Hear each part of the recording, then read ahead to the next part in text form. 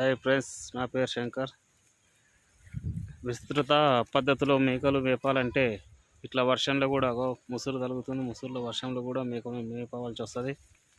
విస్తృత పద్ధతి అనేది ఒక చాలా కష్టమైన పని.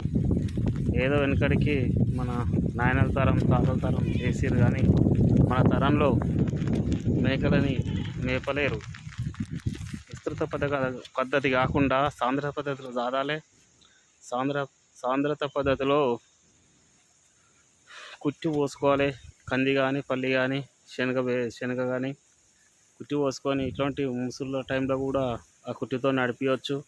అలాగే మామూలు టైంలో 3 పూటలు వేరు రకాలు 2-3 రకాలు సూపర్ నేపియర్ కానీ, బుల్లెట్ నేపియర్ కానీ, రెడ్ నేపియర్ కానీ, పేరాగడ్డి కానీ, ఇంకా రకరకాల గడ్డీలు ఉన్నాయి. అలాగే స్వీట్ పొటాటో, ఎడ్జులూసన్ ఇలాంటి గడ్డితో కొట్టేసుకుంటే ఈ తిరుగుడు అవసరమే లేదు.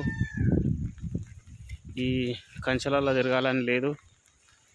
కాబట్టి ఎవరైనా మేకలను సాదాలి అనుకుంటే విస్తృత పద్ధతి ఎంచుకోవడం అనేది కరెక్ట్ కాదు. ఎందుకంటే మన తరాలు, ఇప్పుడున్న కొత్త తరాలు ఇలా విస్తృత పద్ధతిలో సాదలేరు.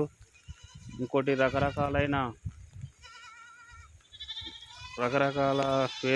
వేరువేరు వారి ల్యాండ్లలో తిరగాల్సి వస్తుంది. కాబట్టి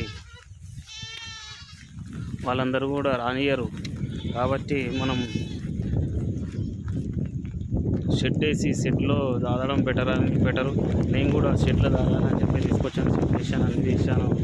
ఇప్పుడు ఏదో 4 గడ్డి చూసుకొని మేము విస్తృత పద్ధతి ద్వారా ఏదో మంచిగా మేస్తాయి, వేరుగా మేస్తాయి, బాగా ఉంటాయి, పలుస్తాయి అని చెప్పి నేను ఈ పద్ధతిలోకి వచ్చేవరకల్లా ఇలా వర్షంలో కూడా తిరగాల్సి వస్తుంది.